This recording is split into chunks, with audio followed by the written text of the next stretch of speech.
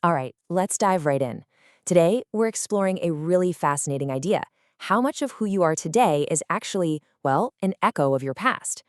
We're going to get into that powerful and sometimes hidden connection between our childhoods and how we react to things as adults.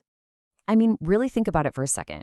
Have you ever had that sudden rush of anger or anxiety or just sadness that feels way, way bigger than whatever just happened? Kind of rings a bell, doesn't it? Or maybe it's something really specific, like a certain tone of voice just sets you on edge, or you get a tiny bit of criticism at work and boom, it feels like the world is ending. These seemingly small moments can just open the floodgates. So, what's really going on there? Why does that happen? Well, to really get to the bottom of that why, we've got to look back. It turns out that the seeds for these huge, almost automatic reactions, yeah, they were planted a long, long time ago, way back in our earliest experiences. Okay, so when we start talking about our early years, I know a word that probably pops into your head is trauma.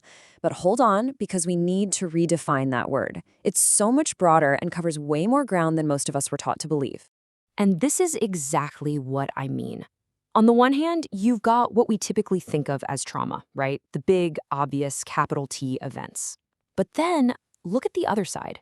This is where it gets really important. We're talking about things that might not seem big at all, like emotional neglect, or just growing up with constant criticism. Or maybe it was just an environment that was totally unpredictable, where you just never, ever felt truly safe. So, what does a kid's brain do in a situation like that? Well, its number one job is survival, plain and simple. It's not broken, it's brilliant. It's adapting. It learns, hey, it's way safer to be on high alert all the time than to relax. And it learns, you know what, trusting others is risky, so I better learn to protect myself. It's a perfectly logical response to a pretty illogical world. Okay, so the brain learns these powerful survival skills. They were super useful back then.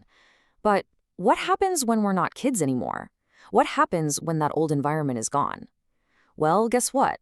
Those old survival tactics, they don't just disappear. They show up right here in our adult lives. And this is where those echoes from the past get really loud. That childhood need to always be on alert, that can totally turn into adult anxiety and just constant overthinking. That deep-seated need to protect yourself, yeah, that can make it incredibly hard to trust people or build close relationships.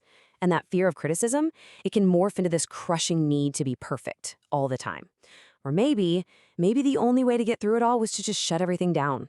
And now you find yourself feeling kind of numb or disconnected. And listen, this next part is maybe the most important thing you'll hear today. I really want this to sink in. These things, they are not personality flaws. You are not broken. These are not signs that there's something wrong with you. They are living proof of what you had to get through. They are adaptations. Here's a good way to think about it. It's like your brain is running an old piece of software. It was a program designed for a totally different operating system, your childhood. And back then, that software was a lifesaver. It was absolutely essential. But now, you're running a whole new system, and that old program is still running in the background, causing all these glitches because the original threat, it's just not there anymore. But here is the really, really hopeful part. If these are learned patterns, well, that means we can learn new ones. And that's what healing is all about. It's not about trying to delete the past. It's about finally updating that old software so it works for who you are today. So where do we even start? It all begins with one thing, awareness. That's step one.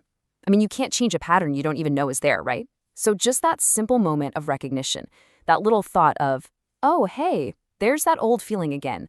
That right there, that's the spark. That's the start of everything. And this whole journey, it really breaks down into three key stages. First, like we said, is awareness, just noticing the pattern. Then comes understanding, getting curious about where it all came from. And finally, reshaping. This is where you start to consciously, gradually choose a new response.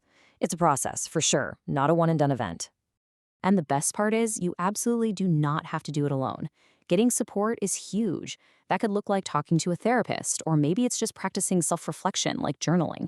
Or honestly, just being in safe, trusting relationships where you can practice new ways of being. That kind of support makes all the difference. So let's get really clear about what the goal is here.